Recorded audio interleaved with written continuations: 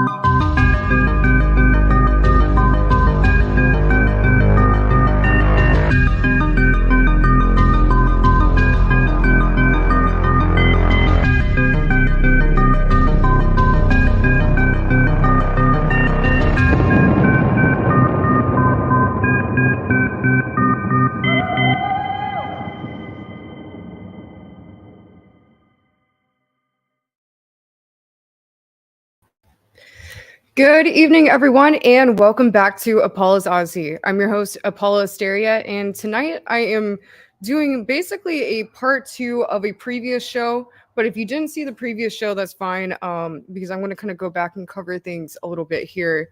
But basically, tonight's show is part 2 of, well, the first topic I did with it, because it's basically the CIA documents revealing the Gateway Project. And the first half of the show that I did on this was basically on focusing on the holographic matrix part of it, and basically these documents revealing that we are in a holographic matrix or a hologram. But basically these documents, they kind of show, basically, you know, it sounds crazy, but what they're revealing is how you can convert your energy, the energy of your mind, or how they were doing experiments converting the energy of people's minds into a laser beam that can transcend space-time. I know that sounds really crazy, and this all kind of has to do with, you know, basically oscillating the brain hemispheres and syncing them together, and there's a lot of process that goes into it. But, you know, I already kind of got into the matrix side of it, the holographic matrix side of it, and in tonight's show, I want to go more into delve into the space-time aspect of it. So before we get started here, I just want to say thanks everyone for joining tonight. Third Phase of Moon will be putting out an interview with Dr. Stephen Greer later today that was already recorded today. So make sure you stay tuned for that. Check that out later this evening.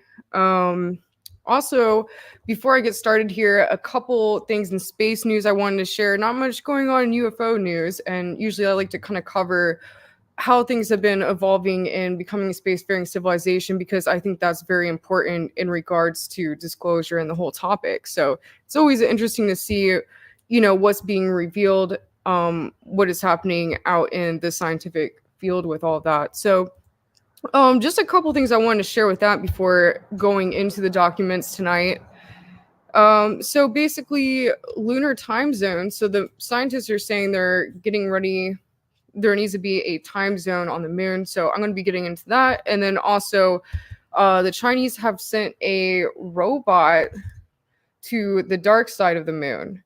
So I believe it was a satellite robot. So that's going to be very interesting. So I'll be getting into that as well. So getting started here. And you know what? I think before I get started here, I want to share my Shaman Spears promo, because a lot of times I share at the end of the show and maybe people don't see it. But Shaman Spears are basically my art, which I've invented myself, and they're uniquely handcrafted energy channeling devices. So let me go ahead and share the commercial beginning of the show today, because I actually just released a new collection and I want to promote that. You've felt it, haven't you? The energy around you, pulsing with potential. But sometimes you need a bridge, a way to tap into that power. Introducing Shaman Spears. These handcrafted energy channeling devices are more than tools, they're extensions of yourself.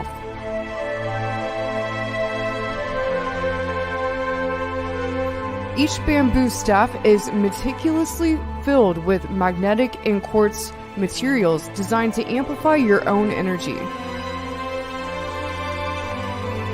The sacred symbols passed down through generations act as a conduit, focusing your intentions.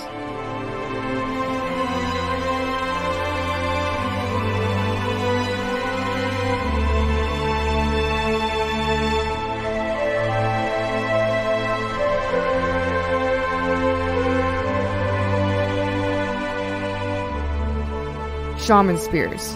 Not just a wand, not just a spear, but an ancient future fusion. Feel the power course through you.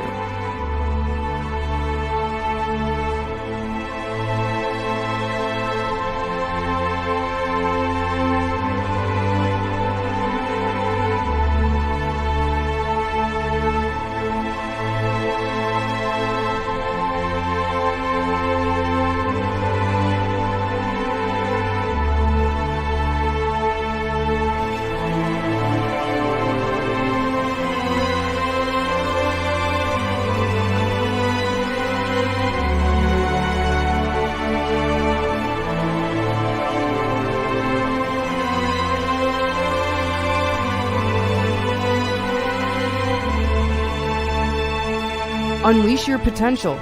Visit www.shamanspears.com and claim your Shaman Spear today.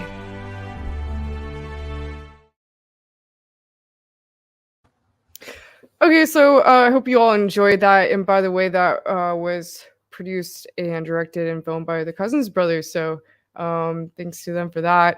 But also, if you order a spear, I just wanted to remind you that they all come with an ancient scroll. I think you saw me holding that up in the middle of that there, but basically like a scroll talking about what it means to have one.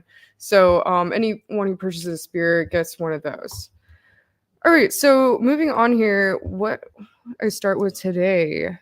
Okay, China has launched a secret robot to the far or the dark side of the moon. So China's latest lunar mission is carrying a secret rover to the moon's far side. New photos reveal. Eagle-eyed observers spotted the mysterious spacecraft strapped to the side of a lander that is scheduled to touch down on the moon next month. But the roaming robot's purpose remains unknown. On Friday, May 3rd, the China Academy of Space Technology successfully launched an autonomous Long March 5 rocket into space. This was the first step into the country's Chang'e 6 mission, which aims to be the first ever mission to collect samples from the moon's hidden far side and carry them to Earth. And so I think this is really amazing because obviously this hasn't been done yet, and it's going to be interesting to see what they find there. I mean, what do you guys think? Do you think they might find evidence of maybe some ancient technology up there? Maybe there's stuff from another race there, because it would make sense if there was something up there that it would be hidden on the dark side where us on Earth couldn't see it. So I don't know. It'll be interesting to see what they find. And moving on here, the main payload of the moonbound rocket is a lunar lander that's expected to touch down on Earth's largest satellite at some point in early June. There, the spacecraft will collect samples from the surface and then launch them back to Earth in a return module, similar to Chang'e 5 mission, which landed a spacecraft on the moon in 2020. Let me see what's going on there. So I'm just going to leave that at that there. Definitely really interesting. We'll see what they come up with. Just looking at the comments here. Kay Sykes says, shared this on my Telegram, my friend. Fantastic research by Apolla always. Thank you. I really appreciate it. All right. So, also, more news with the moon before I get started with tonight's show. So I think this is really interesting. Basically, there are talks about setting up a time zone on the moon. So in this article, they're asking, why does NASA want to set up a time zone on the moon? In a memo issued on April 2nd, the U.S. Office of Science and Technology Policy stated federal agencies will develop celestial time standardization, with an initial focus on the lunar surface and missions operating in cislunar space, the area within the moon's orbit, with technology traceable to support missions to other celestial bodies. Which means, yeah, this is really interesting. Before I just even start reading here, I think, was what I think is important about this, and I haven't even read this yet, so I'm not sure what they're going to say, but I feel like personally it'd be important that we would start setting up time zones on the moon, because how else are we going to launch into beyond the moon and go off to Mars and other planets and so on? Like, obviously we're going to need somewhere outside Earth that where it's easier to launch, because if you're on like here on Earth, we have to do a lot to basically project our spacecraft up out of the gravity here and into space. It takes a lot to get up out of the atmosphere, but like the moon obviously has an atmosphere which is much different than Earth. There's like basically no atmosphere on the moon, so it makes sense if not to mention space habitats. If we started using space habitats, it'd probably be even easier to launch off those. But launching off the moon would be a really easy way to get to Mars and to get to these other planets. But how do we do that? We would have to have time zones set up, obviously, and bases set up there on the moon to be able to have a way to start launching out. I also heard that it's really important that they need to start setting up a global positioning system on the moon, and I think that's already in the works. So I'm going to just keep reading here.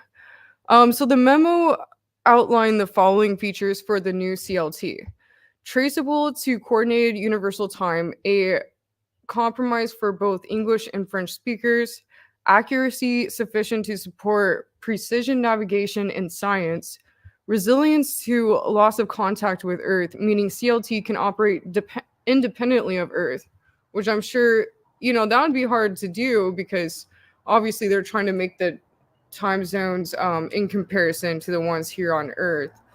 So that's interesting. I mean, it's basically like setting up a time scale, time zones and meridians, these kind of things all over again, like the ancient navigators had to do in the time of Christopher Columbus, when they started sailing to America and places like that, where, they wanted to be able to know what was going on in England and, be able to kind of have a time where they would be able to travel with their navigation properly, if you understand what I mean.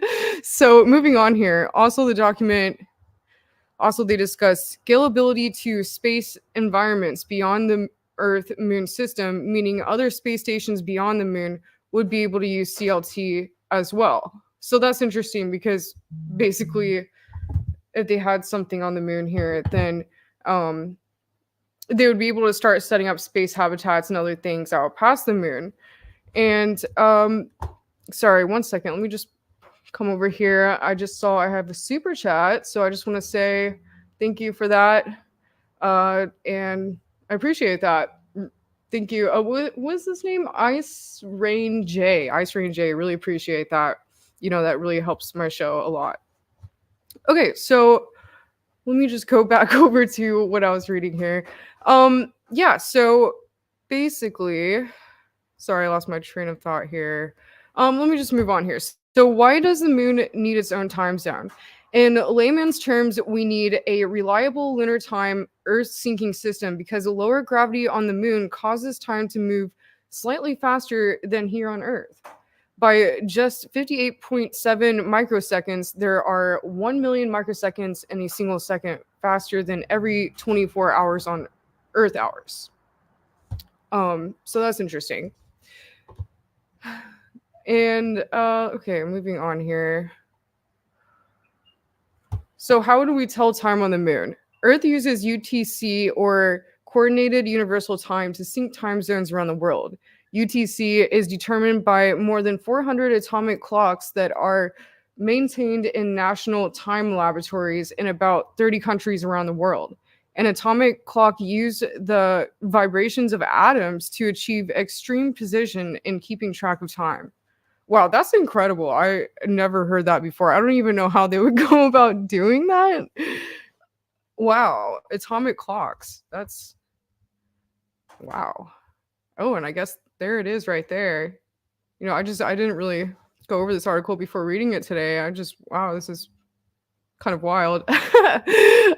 You learn something new every day, right?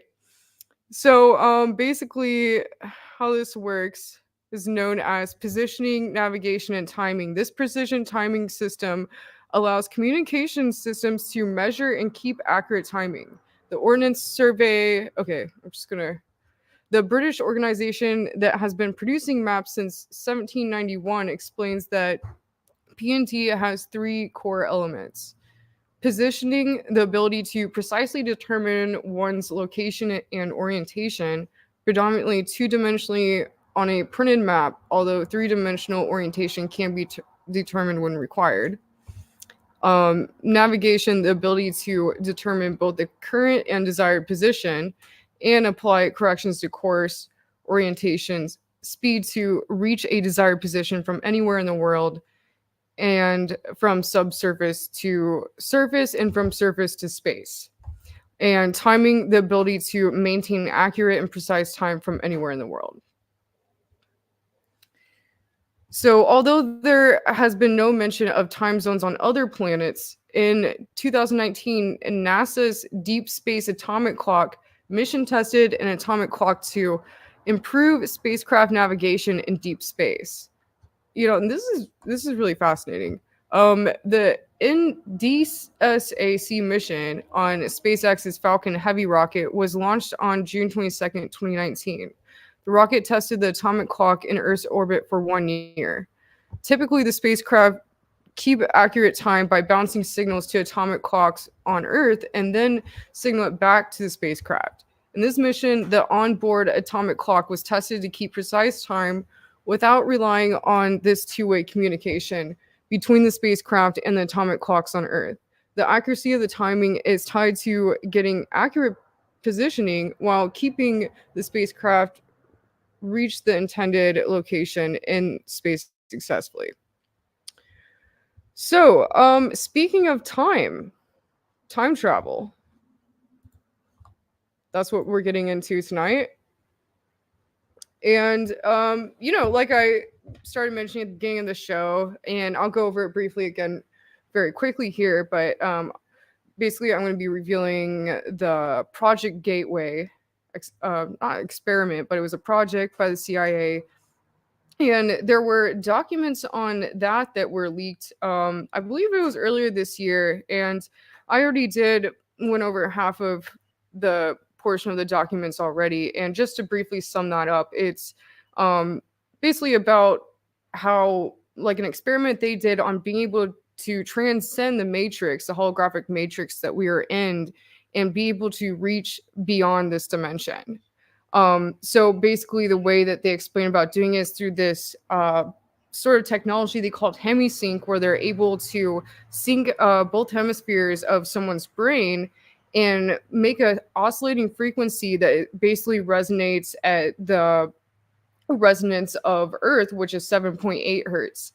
And once you get into that frequency, it's kind of through alpha, theta, brainwave states. Once you get into this sort of oscillating frequency, it's almost like your consciousness will basically click out. And this has been measured. I know it sounds crazy. I mean, basically what they're saying is that what this project does is it converts your energy, the energy of your mind or your consciousness, into a laser beam or light, basically a directed energy light, because light is consciousness, and it's hard to explain that properly, but if you look into the way that the mind works and consciousness works, it basically is light. So basically directing that energy in a way, the light that comes from our consciousness, to transcend space-time.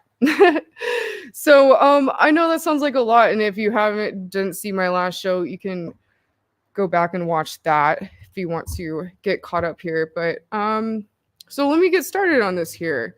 And I know it's a lot of reading, but I'm trying to actually read the documents instead of doing my own analysis, kind of like I just did. I mean, that was probably just now my best analysis of the last show I did on this.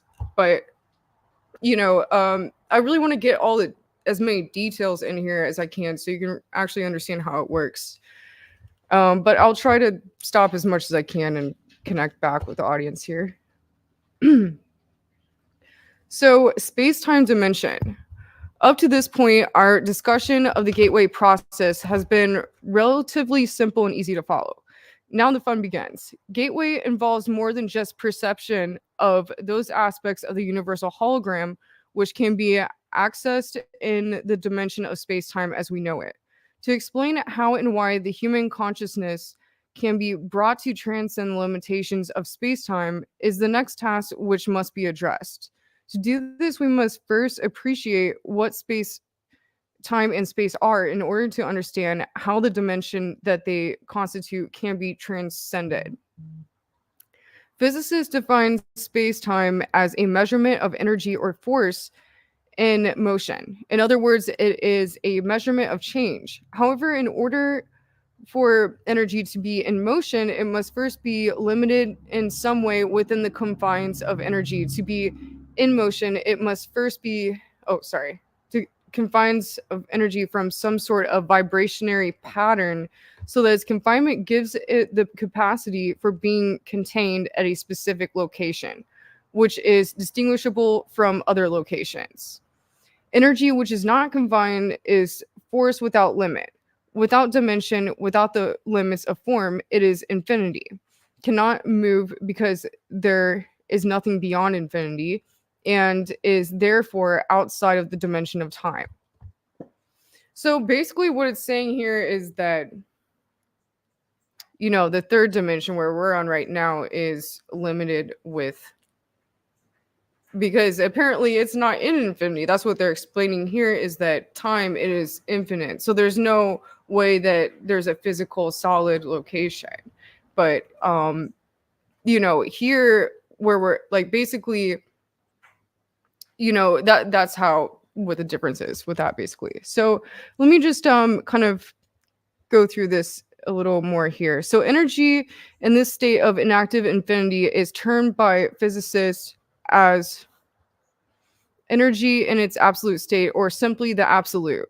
Between the absolute and the material universe in which we experience our physical existence are various intervening dimensions to which human consciousness in altered states of being may gain access.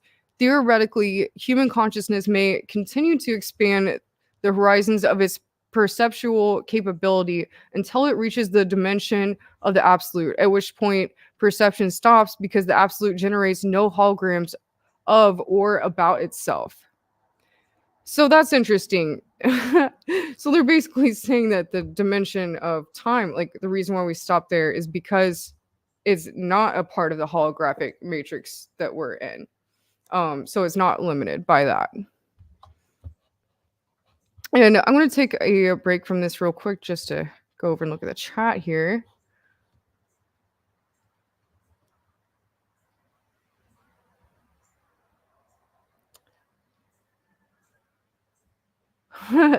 Someone here said, Wizard Moon here said, there's still time to change the road we're on.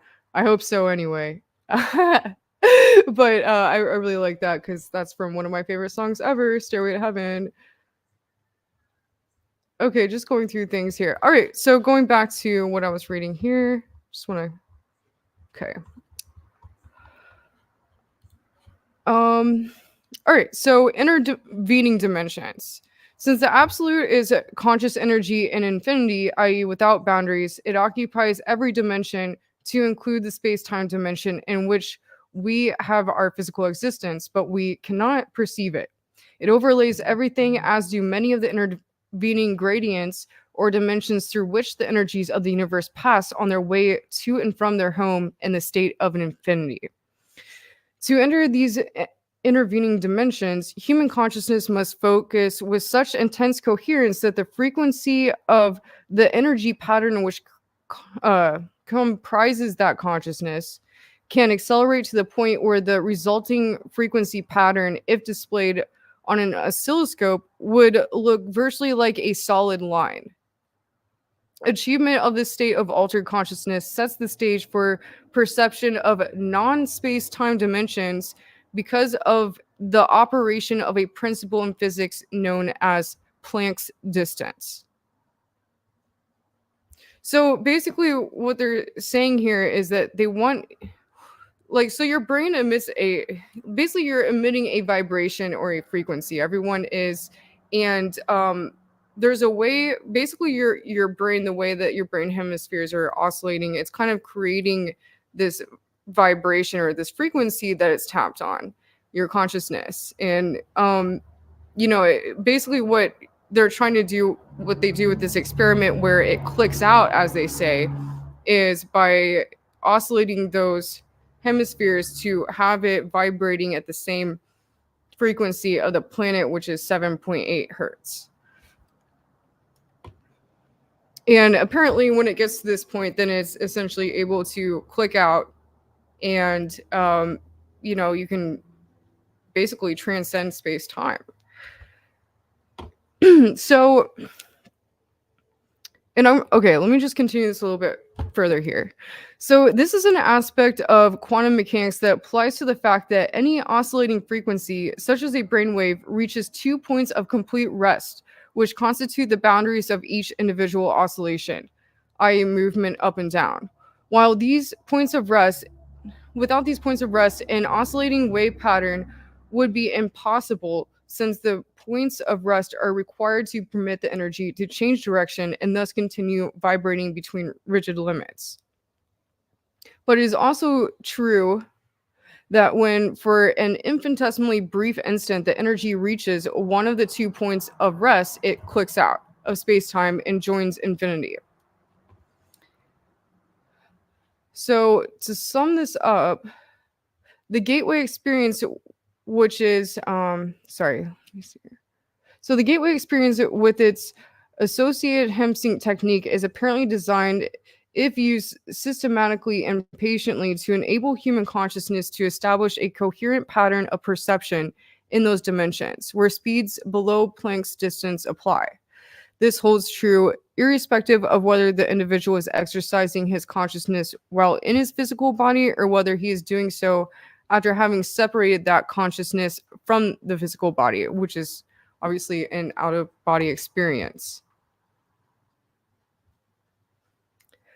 So obviously this sounds like it's getting a lot into astral projection here, and I'm sure a lot of you are aware of that, and how there's been a lot of programs working with it. And it's pretty incredible, the research that has gone, what people have basically come up with in their research of this is pretty incredible. So moving on here.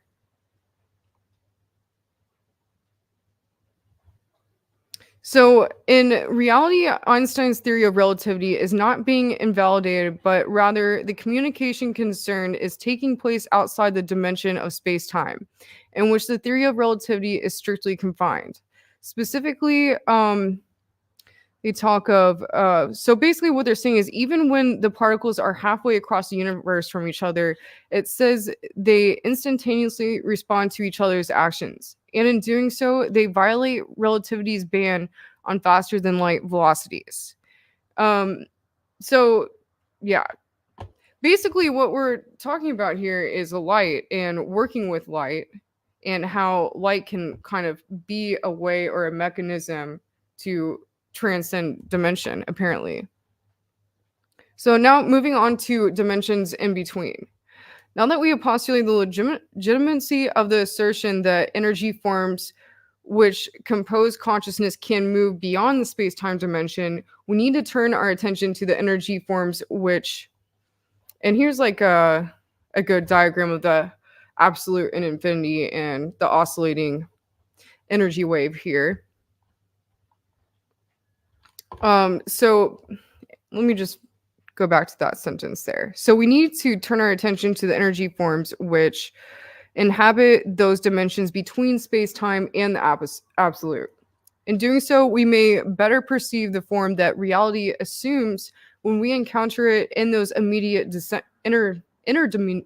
intermediate dimensions. Sorry. There's a little tongue twister there. In this context, Bentov tells us that the causal relationship between events breaks down. Movements become jerky rather than smooth. Time and space may become grainy or chunky. perhaps a piece of space can be traversed by a particle of matter in any direction without necessarily being synchronized with a piece of time. In short, a pair of events will occur in either time or space, the pair not being connected casually by a random fluctuation. So, I mean, basically what they're saying here, and I'm just going to come back here for a minute. Hi. So, I think basically what they're saying here is that they're able, through your consciousness, like you're able to actually kind of break down the matrix and be able to see it. Has anyone in the chat here tonight, have you ever actually done that before? Like, have you felt like you can do that? Like you've seen this before? Because I know I have. And like really, they're saying that this is possible. This is what you can do. You can basically get to a point in your consciousness where you can click out of this matrix and you can see it and you can begin to see it. So there's a process of beginning to be able to see it. But basically, okay, sorry, I just lost my train of thought here. So like, but basically you can go beyond the dimension that we're in, beyond space-time. And okay, so this is what it sounds like they're saying to me when they say that that these various distortions or whatever can actually cause a change through quantum entanglement, where it might actually cause something on the other side of the universe to change, or in another dimension change. So basically it seems to me like they were working on experimenting with this. They realized that we are capable of doing this, and they started experimenting with it. And maybe there is, some sort of time travel type experiments going on where, like, that's what it sounds like to me. What they're doing is basically being able to go in a part of outside of our dimension into time and kind of manipulate things and test whether what is being manipulated and what has worked. And, that kind of opens up a whole can of worms there, because obviously that goes into the Mandela effect. And like right when I said Mandela effect, Hero here said like Mandela's. Exactly. So just reading the comments here, Tom here says, basically it sounds like the movie Somewhere in Time. You meditate, you go into a trance and project yourself somewhere else.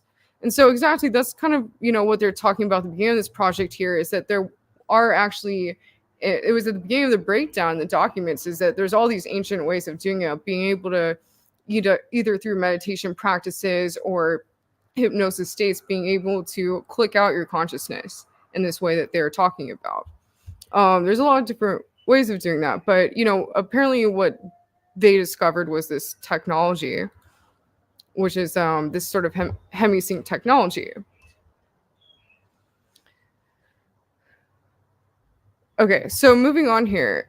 Out-of-body experience. Although human consciousness can, with enough practice, move beyond the dimension of space-time and interface with other energy systems in other dimensions, the entire process is appreciably enhanced if that consciousness can be detached in a large measure from the physical body before such interface is attempted. Once an individual becomes proficient in the technique of out-of-body movement, and then reaches the point where he is able to break out of time-space while out of his body, he gains the advantage of clicking out.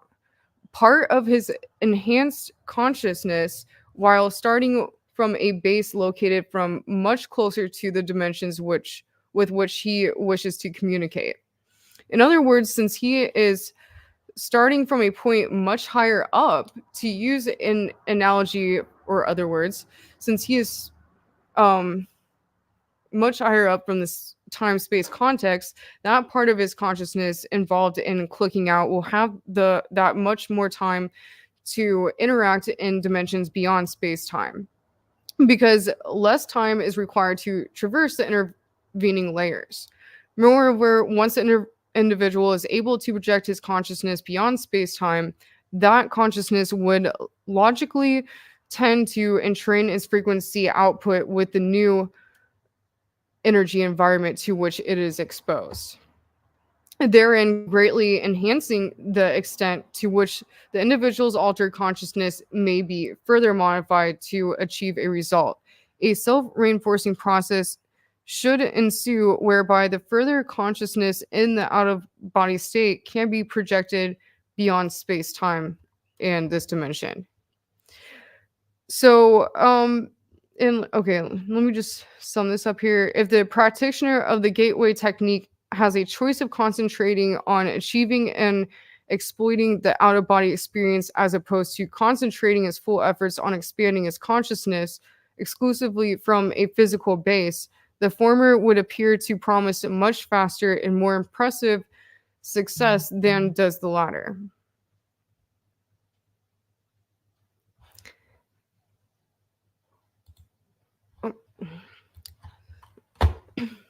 So basically, oh, and I like this comment here by Wizard Moon. He says, I love lucid dreaming as well. Oh, a lot of talk about lucid dreams in here, Bon and Nunu. Yeah, so there's basically, space time or lucid dreaming is definitely, I would say, probably be a way that you are practicing doing this, being able to click out and move in a space that is not in your physical body anymore, because you're practicing that in your consciousness. And I think lucid dreaming is definitely probably leaving the matrix and being able to explore other places, or maybe that's just kind of a halfway step to doing that. I mean, basically what they're talking about here is astral projection, being able to project your consciousness out of your body. And they're saying that, being able to access this state while doing that gives you a way to go further into certain points. So what I think is interesting about this is how are they, I mean, what were their plans with this? I mean, it sounds like maybe this was used for different experiments with, spying in different maybe even different times, maybe different places. It would definitely be effective for the CIA to use. So we just keep going on here with this.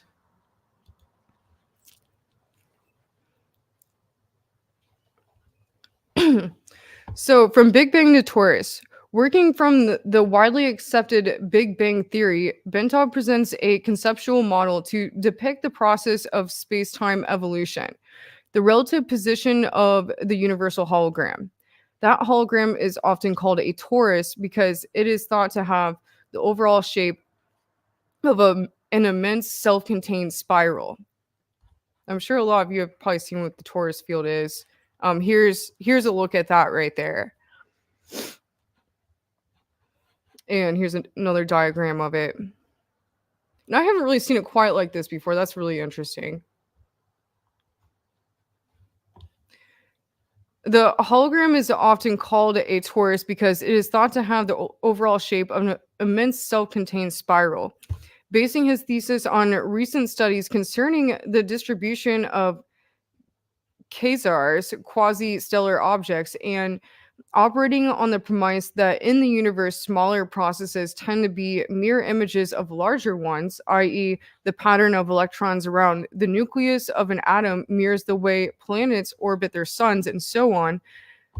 They postulate the following scenario, taking his cue from the observed capability of quasars to eject enormously concentrated beams of matter from their interiors in a controlled, non-concentric version of the Big Bang.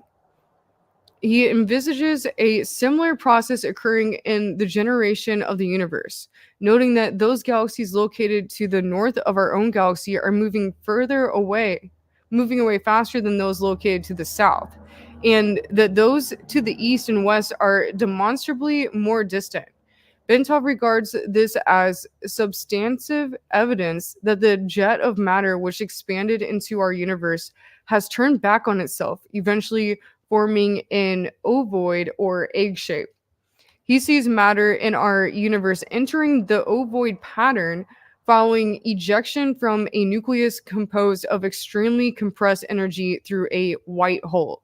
At the end of its trip to the far end of the ovoid, he sees it departing via a black hole.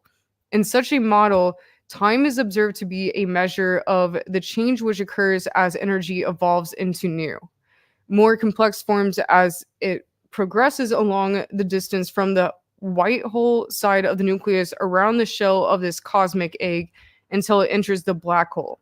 In other words, as energy expelled from infinity and confined within limits by the conscious of the absolute, achieves form and motion following ejection from the white hole at the top of the egg. Time begins as a measure of the cadence of this evolutionary movement as reality goes around the shell of the egg on its journey to the black hole at the far end. I know that was a lot right there, but okay, so basically they're saying that from what they've gathered from their experiments of measuring the universe, and I think a lot of scientists all over have kind of gathered this, that it seems to form this torus or egg shape. And like they were saying, it's interesting because it's kind of mirroring what the inside of a nucleus looks like, and it's kind of going in the same pattern, like a lot of things in nature.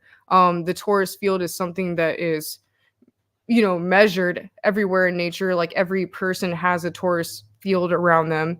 So it makes sense that every planet has a torus field around it. If you measure energetically how the Earth looks, you see a torus field coming kind of up and around it. And, so obviously it would make sense the entire universe would kind of be in this torus field as well, which is a spiraled kind of pattern, which, basically I think that's what they're explaining, is that's the physical matrix, what the physical matrix kind of looks like. So and like, so basically what they're saying is it's like this. I think what they're saying, and I could be wrong about this, but it seems like what they're saying is that this is like the construct of the matrix. This is like basically how we're moving through time, and how time is, it's always, everything is kind of evolving and changing and dying. Like they said that everything that is at the top is the white hole, I believe they said, and then the black hole is the bottom. So everything's kind of coming out the top, changing, kind of rebirthing, and then moving through, and then coming out the other end, out the black hole side. Oh my god, that scared me. Part of my studio just fell. Okay. So yeah, this is pretty incredible. And I know I'm reading a lot here. I just kind of really want to explain these parts and delve into it instead of kind of briefly going over it, because I think that is important with understanding how it really works. So basically, I think to sum it up here, I'll just kind of finish at the bottom here. So moreover, it is possible to see how the implosion of energy patterns would cross and recross to create an incredibly complex four-dimensional hologram or torus in a spiral shape and reflection of the multi-dimensional developing pattern of evolution.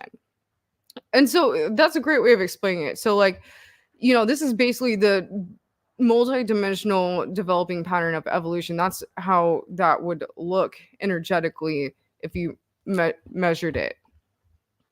So that's really incredible. Okay, so quality of consciousness. We noted earlier that the out-of-body state involves projection of a major portion of the energy pattern that represents human consciousness so that it may move either freely throughout the terrestrial sphere for purposes of information acquisition or into other dimensions outside of time-space, perhaps to interact with other forms of consciousness within the universe. Consciousness is the organizing and sustaining principle that provides the impetus and guidance to bring and keep energy in motion without a given set of parameters so that a specific reality will result. When consciousness reaches a state of sophistication in which it can perceive itself, its own hologram, it reaches the point of self-cognition. Human beings have this form of elevated consciousness, as does the absolute. But in case of the latter, it is a function of energy and is associated quality of consciousness in infinity, omniscience and omnipotence in perceptual unity. When energy returns to the state of total rest within the absolute, it returns to the continuum of consciousness in the pool of limitless, timeless perception that resides there. Thus, the more complex an energy system in the material state, the more consciousness it possesses to maintain in its reality. Our consciousness, therefore, is that differentiated aspect of the universal consciousness which resides within the absolute. And the absolute, what I'm really getting, from this here is that basically it's like the one. It's like the one kind of energy, one consciousness that we're all a part of. Like, obviously we all have our own separate consciousnesses, but then there's like this one big pool. Like, like meditation teachers and people like that will say like you're a drop in the ocean. Like that's what that means. It's like there's like the one giant pool of this consciousness, which isn't just in humans, it's in every plants, all life on earth, stars, everything, stars especially, probably. So maybe aliens out there on other planets.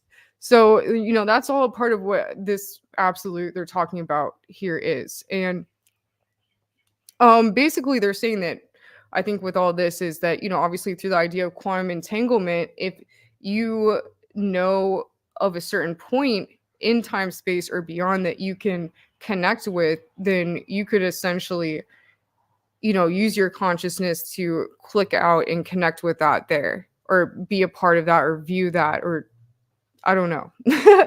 But so that's really interesting. I mean, basically they're saying that they're experimenting with time travel, or I mean that's basically what they're saying. They're experimenting with time travel without the use of a vehicle. They're just doing it with their consciousness and not being there physically, but in a sort of just sending their consciousness somewhere to view it.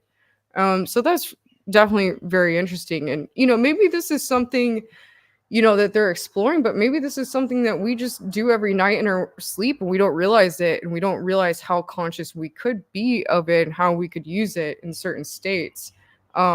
So this is all really interesting, and it's kind of just really blowing open a whole can of worms into what humans are actually capable of. I know we only use like 25% of our brains, right? Or was it 7%? Let me just go back here. Was it 7% or 25% of our brains that we're using? I think maybe it was 15%. But I mean, basically what I'm saying here is that there is a large portion of our brain that we are not accessing, that we're not normally using on a daily basis. And like I was saying earlier, from my previous podcast I did on this, basically it seems to be about kind of oscillating or syncing your brain hemispheres, the left brain and the right brain, which is basically kind of by the books, like what's the word I'm looking for, like right brain and left brain is basically being more articulate and I don't know what the right word is I'm trying to say here, but you know what I mean. The right brain and the left brain, being able to basically balance those out. And I think once you're able to do that, then you can tap into these other parts of your brain. So, all right. Let me see if there's something else I wanted to cover with this. Oh, let's see here. So I just really want to share this imagery here. Here's another kind of look at this Taurus field. Oh, and here's where it mentions, so this is where they say we are in this like kind of material universe. Here's our galaxy. They say that we're kind of more towards the top of the egg and that everything is moving apart, right? So these are the sort of fields that all these planetary objects and galaxies are in, and they're moving around in this sort of Taurus field where it's coming up through the middle and then out through the sides.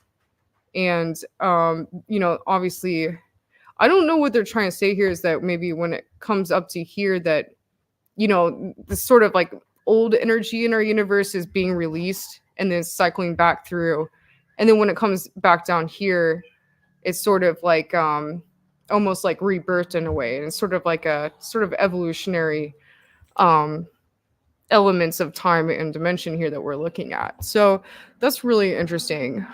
Um, and I just want to go back here and,